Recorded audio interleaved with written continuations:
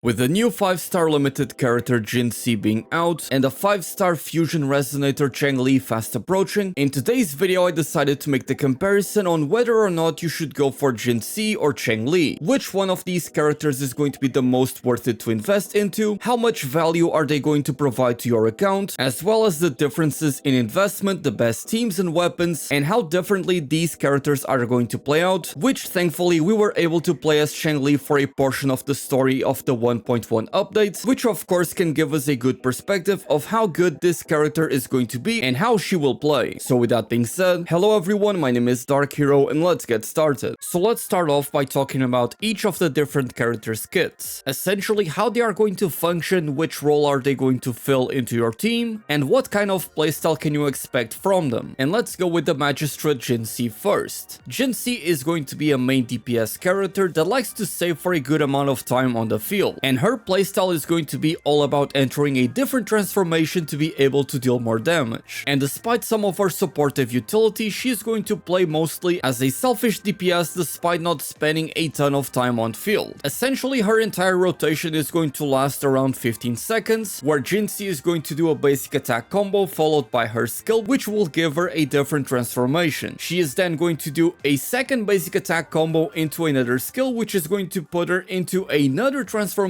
and from that point she's going to be able to deal a ton of damage with her skill and her basic attack combo that once you finish will give you a new resonant skill to use. And that new resonant skill is of course going to do even more damage. So if you like the idea of a character that likes to spam basic attacks and skills, then Jinhsi is very much going to be a character that is going to be doing a lot of that. And in fact, the grand majority of Jinhsi's damage is going to come from her resonant skill, which means that ideally you would look for a teammate that is going to help boost her resonant skill damage. But I'm getting ahead of myself. Additionally, Jinhsi is going to have the unique quirk where she is essentially capable of breaking the game's mechanics. What I mean by this is that Jinhsi is going to be able to get the unison buff, which will allow Jinhsi to switch to a different character, triggering both Jinhsi's outro skill and that incoming character's intro skill, all the while not consuming concerto energy. And this is of course going to allow you to, for example, refresh a buff that you would get from one of the character's outro skills, but just in general you'll be able to dish out a lot of damage this way, as well as be able to reduce the boss's stagger bar very quickly. Not to mention that whenever you swap to a different character, you can very easily parry an incoming attack or also dodge out of the way of an incoming attack. Now the way that Jinhsi is going to be able to do this is through the unison buff, which can only be used whenever Jinhsi enters the second transformation, which means you won't be able to use it all the time. Now that being said, switching over to Changli, she is essentially going to play as a burst DPS, meaning that she will be able to dish out a lot of damage in a very short amount of time and will then be able to swap to a different character while also providing buffs to allow that character to deal more damage. Now the way that Changli is going to work is essentially her gauge is going to be split into 4 different stacks, and she will then be able to obtain stacks of inflamement by using basic attacks followed by a skill, and that also goes for a basic attack combo in the air as well as charged attacks, again always followed by the skill. And the very cool thing about Changli is that she's actually going to have 2 different charges of the skill. Additionally, whenever Changli uses her ultimate, she will be able to instantly max out her gauge. And once the gauge is full, Changli can use a special heavy attack that will deal a lot of damage and also provide her a significant attack buff. Now, given how fast and short these rotations are going to be, that is why I say that Changli is going to operate as a burst DPS. Because once you exhaust both of the charges for the skill as well as the ultimate aka Resonance Liberation, there's going to be a big downtime where Changli is not going to deal a lot of damage, and so despite the buffs that she gets throughout her rotation lasting for around 10 seconds, I do believe that her rotation is not really going to take up much time. But that is okay because for one, from everything that we have seen from the closed beta tests, the damage numbers for Changli are actually pretty high, and also the fact that Changli's outro skill is going to not only increase Resonance Liberation damage by 25%, but she will also increase the switched in character's fusion damage by an additional 20%. And so the fact that Changli is going to be able to offer such a valuable damage buff to a different character, such as Encore or Chixia for example, both of which being the only fusion DPS characters that we currently have in the game, means that for example a team with Encore, who is already one of the top DPSs in the entire game, is going to lead to a crazy amount of damage. And that is even if Encore doesn't take good advantage of the Resonance Liberation damage buff. And it should should be noted that it's this damage buff that is going to provide a ton of longevity for Changli, because we are inevitably going to be getting a main DPS 5-star fusion damage character that is going to heavily benefit from having Changli on the team. If you play Honkai Star Rail, we're essentially getting the same long-term value for Changli that we're getting with Topaz in that game. And now returning to Jinhsi, she doesn't really offer much in the way of buffing her team's DPS, though again allowing for one of her teammates to be able to go in, use their intro skill and be able to use the outro skill right away would also allow that same character to come in and use their skill or Resonance Liberation just to deal more damage or generate some additional energy. And a very important thing about Jinhsi that we need to keep in mind is that currently in Wuthering Waves there is not a dedicated spectral buffer. We just mentioned that Changli is going to be able to buff fusion damage, and Yinlin is also able to increase electro damage with her outro skill, and one could expect a similar type of character to eventually come to Wuthering Waves that is going to buff spectral damage. And from everything that I have seen, the damage numbers for Jinhsi as is are going to be absolutely ridiculous. So when you add a dedicated character that is going to focus on buffing Jinhsi's damage, well, at that point you can expect Jinhsi to be breaking the game. Though that being said, given that Wuthering Waves is a gacha game, there is no guarantee that a dedicated main DPS spectral character can come along in the future and be better than Jinhsi. Now, one thing that Jinhsi has going for her that Changli is not going to be able to match is the brand new main echo that is being introduced in update 1.1, and that is of course going to be Jue, who is going to be extremely powerful. And this really is going to be the perfect echo for Jinhsi because it is going to heavily benefit a main DPS, as the longer the character stays on the field, the more stacks of Blessing of Time they'll be able to get from Jue, which will allow them to deal more damage and also essentially rain down AoE damage on all of the enemies. And all of this damage is going to be considered resonant skill damage. And again, that is exactly what Jinhsi is going to be doing the most. So while Jinhsi may not have a guaranteed longevity like Changli is going to have, she is essentially going to outright break the meta the moment that she is released. Now, when deciding which of these characters to pull, it is important to consider the characters that you already have that are going to combo nicely with them. So we need to go over some of Jinhsi's as well as Changli's best teammates. Now, for Changli, we have already gone over Encore and Chixia, who are going to benefit from the fusion damage. That being said, if you plan on making Changli your main DPS, then a character like Taoqi is going to work wonders, as she is going to buff resonant skill damage, which Changli is going to use mostly for her damage output. And in fact, Taoqi is also going to be a good teammate for Jinhsi, as again, Jinhsi uses a lot of resonant skill damage and Taoqi is going to be able to buff it. Now, some characters that are also going to benefit Jinhsi are going to be Yinlin as well as Mortefi, because quite simply these two characters are able to deal damage while being off field, and this is going to allow Jinhsi to build up her Erasin Unity buff a lot quicker. Though that being said, if you simply want to focus on improving Jinhsi's damage, Sanhua is also going to be a very good teammate, as Jinhsi is going to perform 2 to 3 basic attack combos per rotation, and Sanhua's outro skill is going to be able to significantly increase basic attack damage output. And of course, the ideal support for both of these characters would be Verina, followed by Baizhi. I will be going a lot more in depth when it comes to the best teams for each character on their dedicated guide, but you can see that there is quite a lot of crossover when it comes to the ideal teams for these characters. And of course, we cannot forget about the Spectral Rover that is going to help benefit Jinhsi's damage output. Now, another very important point about each of these characters and how valuable they're going to be for your team is exactly the weapons that you have available. For example, you may have pulled for the 5-star Broadblade because of Calcharo, or maybe you got Jiyan's weapon because you like them so much, in which case having one of these 5-star weapons would dramatically increase Jinhsi's damage output. Though that being said, the Battle Pass Broadblade is going to work wonders for Jinhsi, especially if you have multiple copies of it. And then of course, if you want to heavily invest into Jinhsi, going for her weapon is going to be the biggest damage increase. And of course, the same thing would apply to Changli. So if for example you got the 5-star sword from the selector, you already have a very powerful tool that is awaiting Changli. Now, given that there are so many powerful and useful characters in the game that use swords, my number one recommendation for the 5-star weapon selector is going to be the 5-star sword, which also gives you crit rate as a main stat. And if like myself you already have that weapon, your Changli is going to be able to perform a lot better, or she is going to be able to play with her teammates that will benefit from that weapon, while you can have Changli's signature weapon. So again, it all comes down to investment and what exactly you have available in your account and how much are you willing to spend. And of course, when mentioning investment, we should also talk about the resonance sequence chain. Now, like all of the 5-star characters in the game,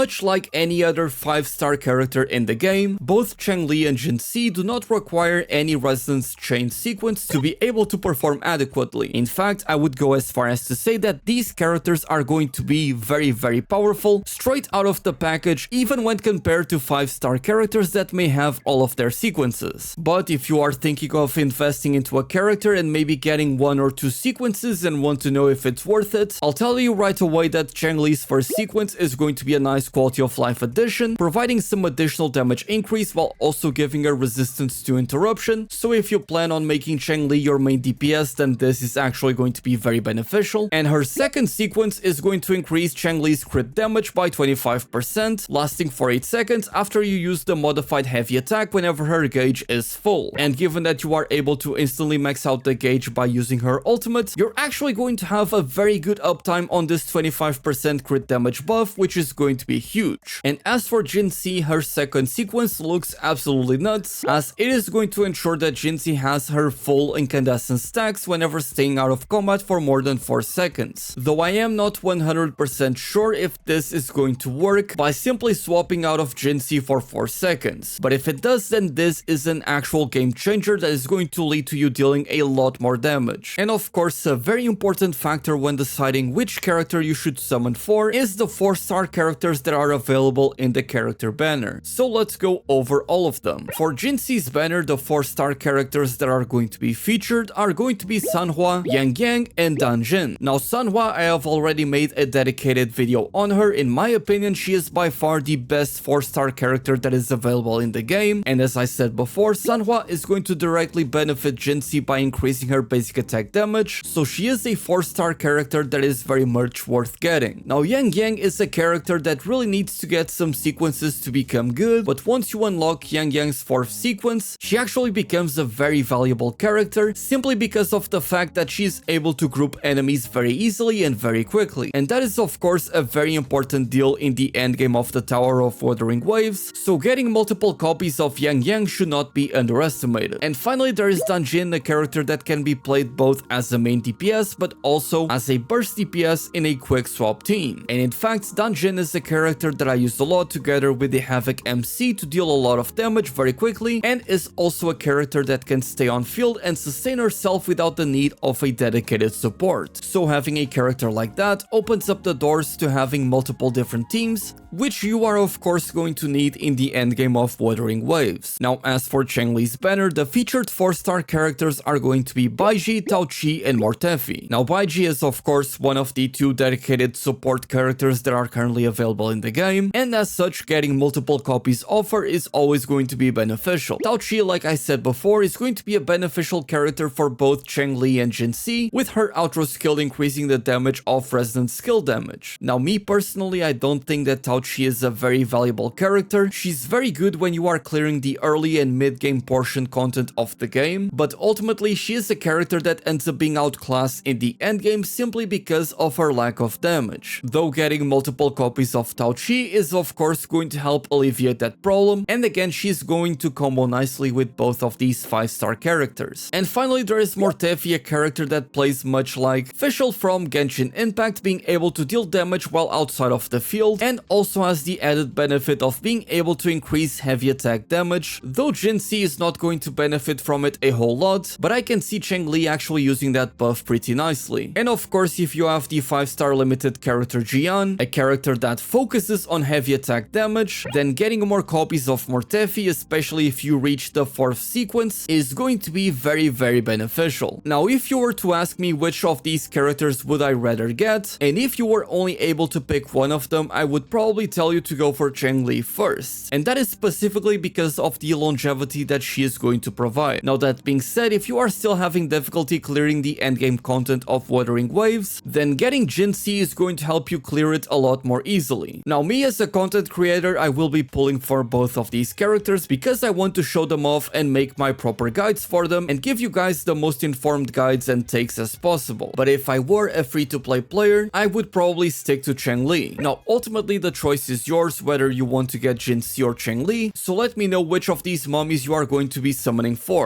With that being said, I hope that this video was helpful to you, and if it was, then please consider subscribing to the channel. I do want to say thank you all so much for the support on the videos, it has been awesome, and I hope that you stick around for these quality guides and content. And with that being said, my name is DarkHero, and thank you all so much for watching.